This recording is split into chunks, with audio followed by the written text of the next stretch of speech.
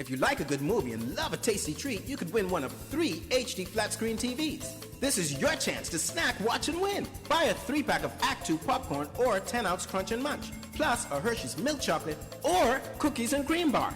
Write your name and number on the back of the receipt.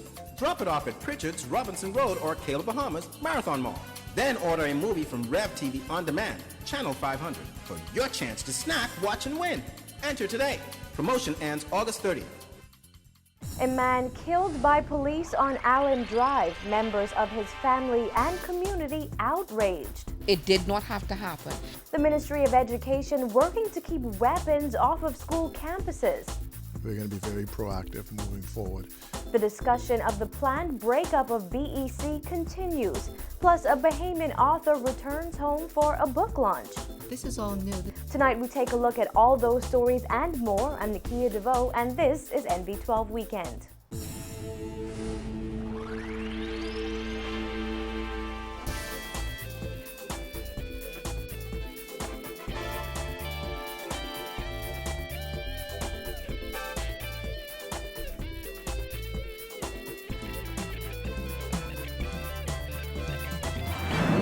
Good evening, everyone. Thanks for joining us this Saturday here at Cable 12 Studios. A police-involved shooting early this morning has left a man dead, and residents of the Allan Drive area concerned about their safety. Christina McNeil spoke with the relatives of the 33-year-old victim in the aftermath of the shooting. Here's her report.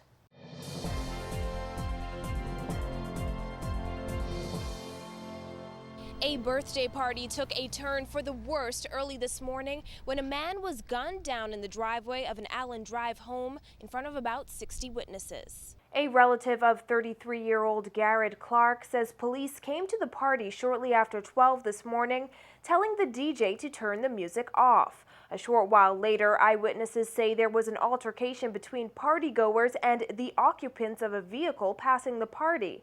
A relative tells NB12 they heard a shot go off. Minutes later, a female relative says a plainclothes police officer who did not identify himself as an officer came through the crowd firing his gun. The officer shot him twice in his back. When he dropped to the ground, the officer turned him over and shot him at least 3 times in his chest. When the officer looked up and he saw my son and my other relative, he pointed the gun at them and he ran behind them. They ran around the house. And then another 2 relatives made an attempt to go towards Garrett to put him in the car to take him to the hospital. And the officer said to him, "Don't touch him. If you touch him, I will shoot both of y'all in the yard." And he cursed. He used profanity. According to police reports, officers were on patrol when they heard a barrage of gunshots emanating from an area off Allan Drive. When officers responded, police say a young man opened fire on officers and an exchange of gunfire ensued. Police say the young man was fatally shot and a handgun and ammunition were confiscated from him. However, family members and eyewitnesses say that isn't how it went down. If there was a shootout between the deceased and the police, why is it or how is it that the deceased was shot twice in his back? If you are having a shootout with somebody, I would assume that your shot should be face on. The first 2 shots that entered that young man's body was in his back, and when he dropped, the officer turned him over and shot him and stood over him and emptied his gun in his chest. And there's a number of witnesses who are willing to testify to that fact. That did not have to happen. In the Bahamas, I ain't gonna lie, police brutality and whatever you want to call it. I mean, it's just gotta be with a bunch of shit. Just gotta be with a bunch of shit, you know what I mean? And somebody, they just don't know how to deal with people, man. That's why you see a lot of people don't like the police. Because the way they deal with you. They just get on bad, man. And you know, they kicking you and all that. It don't make no sense, man. It don't make no sense at all. Relatives were still in shock speaking to our news team today. Now they're calling for the Commissioner of Police to get to the bottom of Clark's death. Has to be where the police has to be seen. If they do something wrong, then they're dealt with. And I think it's no more than fair that they meet with the family of Garrett and hear our side of the story. I would like for the officer to be taken before the courts, found guilty, and for some kind of compensation to be given for Garrett, because Garrett has a 12-year-old son.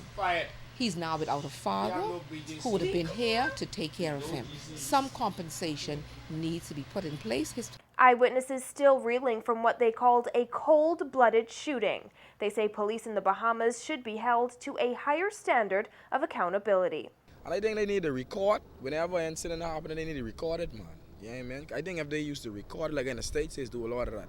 They just record a lot of incidents, even if they, traffic patrolists, yeah, I mean, they record an incident. But it's, it's word against this word, My word against yours. And, the police go always come on top because they're supposed to be the good guys. Garrett Clark is survived by his mother, sisters, brother, and one son. As in all cases of fatal police shootings, there will be an internal investigation and a coroner's inquest. Reporting for NB12, I'm Christina McNeil. A 16-year-old boy was arrested yesterday evening for having an unlicensed handgun and ammunition. Police say the teenager was one of 3 males they saw acting suspiciously in the Fleming Street area. As officers approached the trio, the males ran, dropping an object as they attempted to escape. Now 2 of them managed to elude police. However, the 16-year-old boy wasn't as lucky. He's currently in police custody. Police also discovered a handgun believed to be the object the males dropped and some ammunition at the scene. Now 3 men and a 20-year-old woman are also in police custody for firearm possession. They were arrested early this morning after a handgun was found in the vehicle they were in. According to the Royal Bahamas Police Force's website, 209 firearms have been taken off the streets so far this year. Well, guns are also making their way onto school campuses. A recent study revealed that 18% of students who participated in that survey carried guns and knives to school last year.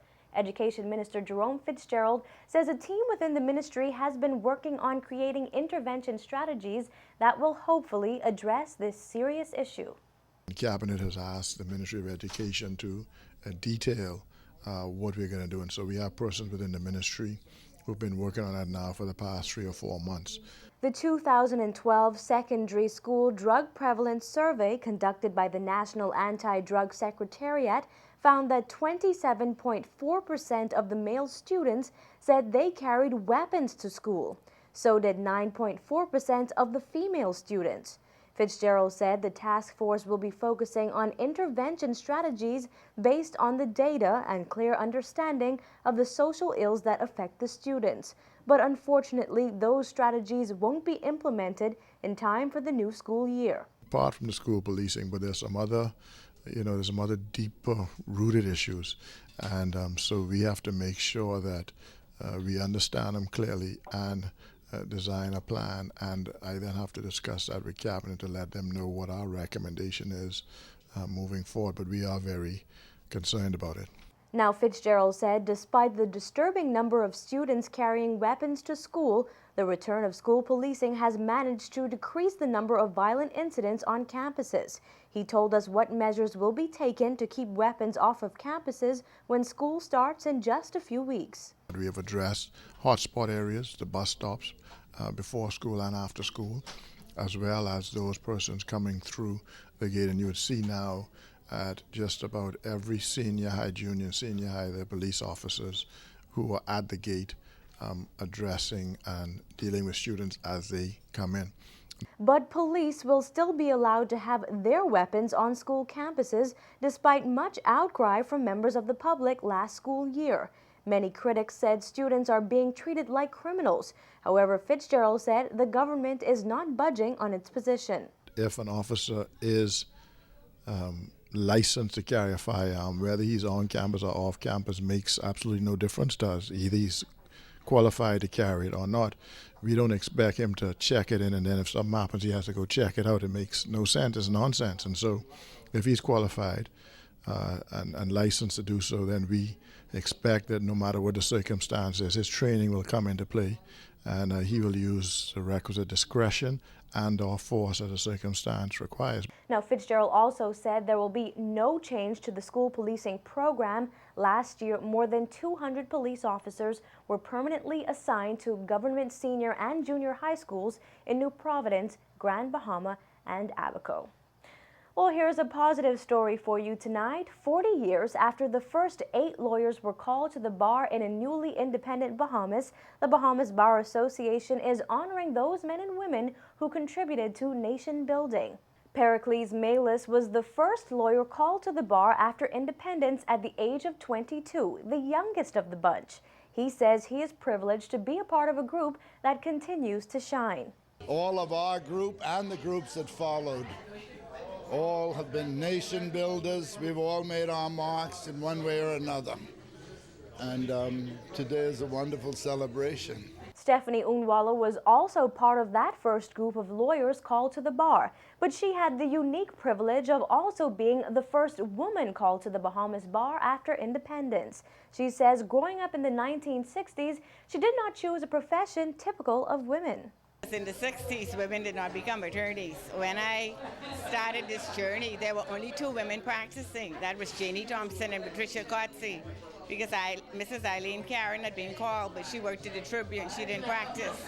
So in the 60s, and I went to an all-girls school, Xavier's, women traditionally became secretaries, nurses, teachers, or bank tellers. We did have a few attorneys already called, the females. We had Patricia Coetzee was practicing, and Jeannie Thompson was practicing, Ruby Nottage, Janet Bostwick. We had a few, but I was like the first one in an independent Bahamas.